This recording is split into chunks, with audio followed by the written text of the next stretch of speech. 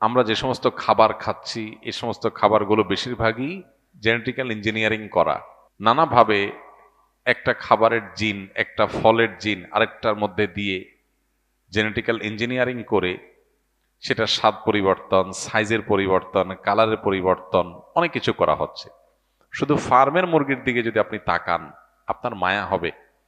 যে মোরগ মুরগি চঞ্চল ছিল, দৌড়ে এদিক সেদিক যেত, সেগুলোকে এমনভাবে তৈরি করছে শুধুমাত্র মানুষের খাবারের প্রয়োজনে, যে তাড়াতাড়ি বড় হয়ে যাও, অল্প দিনের ভিতরে খাওয়ার উপযোগী হয়ে যাও। এটার জন্য জেনেটিক্যাল ইঞ্জিনিয়ারিং করে এটাকে এমন একটা পর্যায়ে নেওয়া হয়েছে যে এটা এখন আপনার ওই সবচাইতে দুর্বল, সবচাইতে আপনার অসুস্থ কোনো, রুগ্ন কোনো মুরগির চাইতেও দুরবস্থার মধ্যে থাকে। এখন সমস্যা হলো, যেই খাবারের মধ্যে জেনেটিক্যাল পরিবর্তন করা হয় ওই খাবার মানুষ যখন গ্রহণ করে তখন মানুষের শরীরেও তার প্রভাব পড়ে। শুধু শরীরে প্রভাব পড়ে তা না, মনস্তত্ত্বের মধ্যে প্রভাব পড়ে, চিন্তা চেতনায় প্রভাব পড়ে, এমনকি ইমানের মধ্যেও প্রভাব পড়ে। মানুষ যত বেশি প্রাকৃতিক খাবার খাবে, যত বেশি নেচারের কাছাকাছি থাকবে, যত বেশি মানুষ অর্গানিক লাইফ লিড করবে, যত বেশি অরিজিনাল খাবার মানুষের শরীরে ঢুকবে, তত বেশি মানুষের চিন্তাধারার ভিতরে প্রাকৃতিক চিন্তা থাকবে। প্রাকৃতিক চিন্তা কি? প্রাকৃতিক চিন্তা হলো আল্লাহ রাব্বুল আলামিন আমাদেরকে প্রত্যেককে মুসলিম করে তৈরি করেছেন। কুল্লু মৌলুদিন ইউলাদু আলাল ফিতরা, প্রত্যেক শিশুই জন্মগ্রহণ করে মুসলিম প্রকৃতি নিয়ে, ইমানদার এই প্রকৃতি নিয়েই সবাই জন্মগ্রহণ করে। কিন্তু আজকাল দেখবেন ছেলে মেয়েদের মধ্যে ব্যাপক পরিবর্তন। আগের ছেলে মেয়েরা মা বাবার প্রতি অনুগত ছিল, এখন ৫ ওয়াক্ত নামাজ পড়েও বেয়াদবের মতো আচরণ করে, মা বাবার প্রতি তাদের আনুগত্য নাই, তাদের উদ্ভট আচরণ দেখা যায় পোলাপানের মধ্যে। এই যে পরিবর্তন, মানুষের চিন্তা চেতনার মধ্যে দিনদারিতা নেই, আখেরাতমুখিতা নেই, মানুষ চাইলেও যেন দিনের পথে আসতে পারছে না, কোন একটা জায়গায় যেন বড় ধরনের বাধা আছে। এগুলোর অনেক কারণের ভিতরে একটা কারণ এটাও যে আমরা যে সমস্ত খাবার গ্রহণ করছি এই খাবারগুলোর মধ্যে কৃত্রিমতা আছে, ভেজাল আছে। হ্যাঁ, আমরা শুধুমাত্র প্রসেসিং ফুড পাইলেই সেখানে গিলছি গোগ্রাসে, আমরা একটা বড় ফল পাচ্ছি খুশি হয়ে যাচ্ছি। একটা ছোট ফলকে, যেটা প্রকৃতিগতভাবে একটা ছোট সাইজের হয়, ওইটাকে বড় করার জন্য বড় কোনো ফলের জিন এনে সেখানে দিয়ে জেনেটিক্যালি মডিফাইড করে ওইটাকে বড় করা হচ্ছে। আমরা তো খুশি হয়ে যাচ্ছি, অনেক বড় ফল খাচ্ছি, কিন্তু এই জিনগত পরিবর্তন যে ফুডের মধ্যে করা হয়েছে ওইটা যখন আমরা আমাদের শরীরে গ্রহণ করছি তখন আমাদের শরীরের মধ্যেও সেটার পরিবর্তন ঘটছে, মনস্তত্ত্বের মধ্যে পরিবর্তন ঘটছে। মানুষের মধ্যে দেখেন বিকৃত চিন্তা আসছে। জীবনের বিভিন্ন ক্ষেত্রে প্রাকৃতিক যে চিন্তা, স্বাভাবিক যে চিন্তা, এর বাইরে মানুষের মধ্যে বিকৃত চিন্তা আসছে, উল্টাটা আসছে। এই যে প্রকৃতির মধ্যে বিকৃতি, চিন্তাধারার ভিতরে বিকৃতি, মানুষের পৃথিবীতে যে বংশধারা বেঁচে থাকবে নারী পুরুষের সম্পর্কের মধ্য দিয়ে, সেখানেও দেখবেন যে নানা রকমের রুচির মধ্যে বিকৃতি আসছে। এটি কখনো কখনো অন্য অনেক 10টি কারণের পাশাপাশি খাদ্যেরও একটা প্রভাব মানুষের মধ্যে থাকে। এই কারণে গ্রামের একটা ছেলে, সে তার শরীরে যতটা রোগ প্রতিরোধ ক্ষমতা থাকে, যতটা চঞ্চলতা থাকে, যতটা পরিশ্রমী হয়ে ওঠে, অনেক সময় শহরের ছেলেরা সেই তুলনায় পিছিয়ে থাকে। এখন করণীয় কি?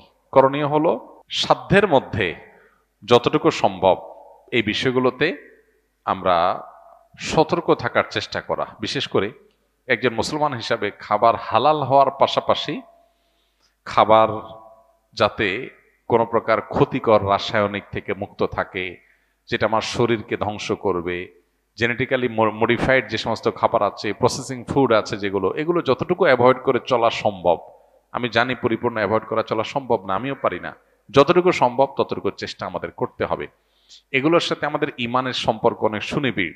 শুধু হালাল না, খাবার যতটা ফ্রেশ হবে, ভেজাল মুক্ত হবে, আমরা ততটা সুস্থ থাকব, শারীরিকভাবেও মানসিকভাবেও, এবং ইমানও তত বেশি পরিপুষ্ট হবে। এগুলোর সাথে ইমানের অত্যন্ত সুনিবিড় সম্পর্ক আছে। এজন্য আপনি দেখবেন যে আসহাবে কাহফের ঘটনা বলতে গিয়ে আল্লাহ সুবহানাহু ওয়া তাআলা বলেছেন, তারা যখন গুহা থেকে অনেক বছর বহুকাল পর তারা যখন আবার প্রাণ ফিরে পেয়েছেন, তাদের মধ্যে তাদের কাছে আগের যুগের কিছু কয়েন ছিল, সেগুলো নিয়ে একজনকে তারা বাজারে পাঠিয়েছেন। পাঠানোর সময় বলেছিলেন, ফালিয়ানজুর আইয়ুহা আজকা তুআমা, এই টাকা নিয়ে বাজারে গিয়ে দেখো কোন খাবারটা সবচেয়ে বেশি আজকা।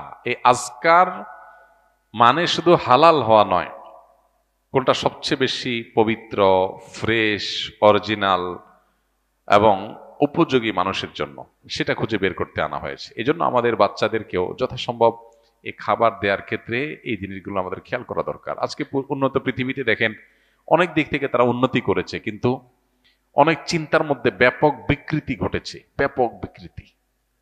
যেমন সমকামিতা, এটা অনেকের রুচিতে এখন আসছে, যেটা মানুষের প্রকৃতি বিরুদ্ধ, যেটা ছিল না মানুষের মধ্যে, বাই নেচার এটা ছিল না, এটা ছিল রোগের মতো রোগী হিসাবে কিছু মানুষের মধ্যে, এখন এটা অনেকটা স্বাভাবিক হয়ে যাচ্ছে মানুষের মধ্যে।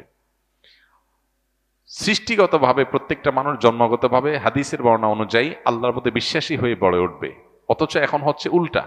মানুষ বিশ্বাসী মানুষের মধ্যেও সন্দেহ, সংশয় সৃষ্টি হচ্ছে, তার মধ্যে বিভ্রান্তি তৈরি হচ্ছে।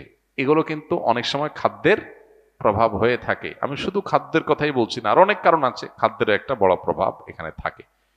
তো এই জন্য এই বিষয়টা খুবই গুরুত্বপূর্ণ। আমরা হয়তো অনেকে বলবো যে আজ পৃথিবীতে মানুষের যে সংখ্যা, যে পপুলেশন, এখানে যদি এভাবে জেনেটিক্যাল ইঞ্জিনিয়ারিং না করা হয়, হাইব্রিড খাবার উৎপাদন করা না হয়, অমুকটা তমুকটা যদি না হয়, তাহলে সেক্ষেত্রে মানুষ তো না খেয়ে মারা যাবে, বা এত খাবার কোথায় পাবে। দেখুন, অল্প খাবারেও যখন বরকত থাকে, কল্যাণ থাকে, তখন সে অল্প খাবারটা অনেক সময় অকল্যাণের অনেক খাবারের চাইতে উত্তম হয়। কল্যাণের অল্প খাবার অকল্যাণের অনেক খাবারের চাইতে কি হয়? উত্তম হয়। অতএব আজকের এই পৃথিবীতে আমাদের মুসলমানদের এই বিষয়গুলো নিয়ে ভাবতে হবে।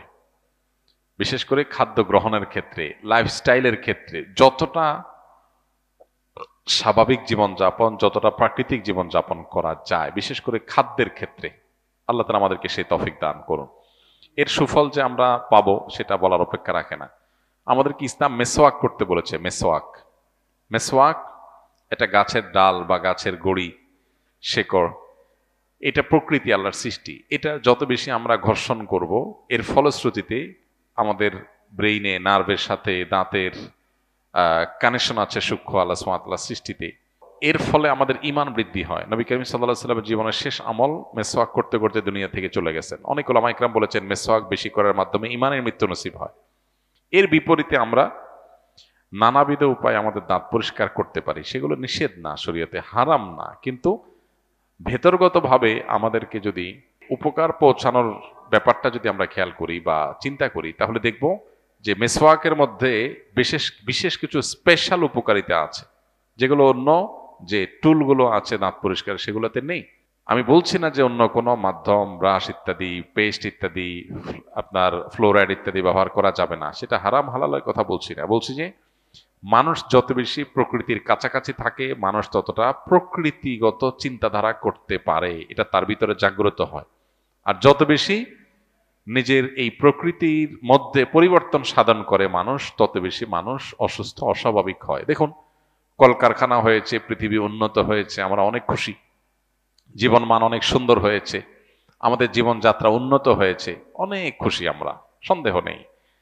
সেজন্য আল্লাহর কাছে শুকর আদায় করি, যারা এগুলো আমাদের জন্য সহজ করেছে তাদের কাছে আমরা কৃতজ্ঞ। কিন্তু সেই সাথে এটাও তো আমাদের স্বীকার করতে হবে যে কলকারখানার উন্নতির ফলশ্রুতিতে, শিল্প বিপ্লবের ফলে পরিবেশের মধ্যে ব্যাপকভাবে বিপর্যয় হয়েছে, এবং পরিবেশ কিভাবে ক্ষতিগ্রস্ত হচ্ছে আজকে গোটা পৃথিবীর মানুষ সবচেয়ে বেশি চিন্তিত যেটা নিয়ে, সেটা হলো পরিবেশ।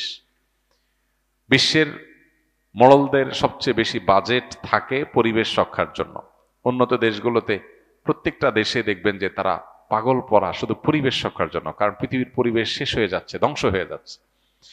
তো অনেক জিনিস আছে বাহ্যিক দৃষ্টিকোণ থেকে অনেক উপকারী হলেও অন্তর্নিহিতভাবে আমাদেরকে অনেকভাবে ক্ষতিগ্রস্ত করে। তো ন্যাচারাল ফুডের বিপরীতে অপ্রাকৃতিক যে সমস্ত খাবার আছে, প্রসেসিং ফুড আছে, জেনেটিক্যাল ইঞ্জিনিয়ারিং করা ফুড আছে, এগুলো অনেক ভালো লাগে আমাদের কাছে। আমরা দেখি এগুলো আমাদের জীবনযাত্রাকে অনেক সহজ করে দিয়েছে, কিন্তু এগুলো ওর অন্তর্নিহিত যে ক্ষতি আছে সেগুলো আমরা অনেকেই আঁচ করি না।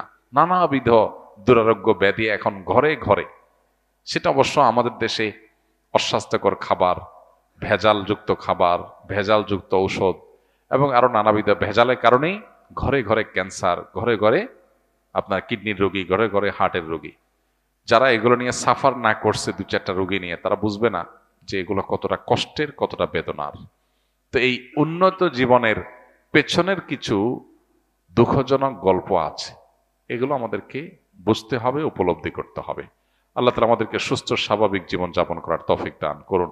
আমাদের ঈমানকে আল্লাহ তাআলা হেফাজত করুন। আসুন্নাহ ফাউন্ডেশন, উম্মার স্বার্থে সুন্নাহর সাথে।